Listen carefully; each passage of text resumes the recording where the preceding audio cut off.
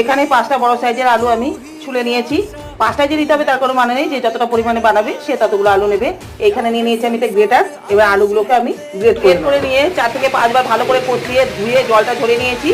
এইবার আমি এই যে নিয়ে নিয়েছি ফ্রিজের ঠান্ডা জল দিয়ে এই আলুটাকে ভিজিয়ে রাখবো 8 ঘন্টা।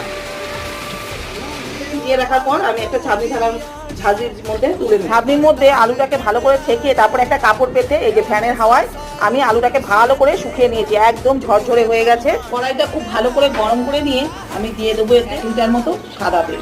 ডুবো তেলে ভাজবো বলে তেলটা বেশি করে দিলাম। এবার তেলের মধ্যে দিয়ে দেবো আমি নুন। নুনটা দিলে আলুটা মচমচেও থাকবে, নরমও হবে না, নুনও হয়ে যাবে।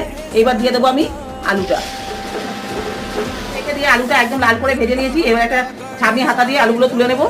কারি পাতা দিয়ে দেবো, কিছু বাদাম। এবার দিয়ে দেবো এই আলুর মধ্যে। তৈরি হয়ে গেল আমার বিয়ে বাড়ি স্টাইলে আলু ভাজা। ভেজে কৌটোর মধ্যে রেখে দিলে অনেকদিন রেখে খাওয়া যায়।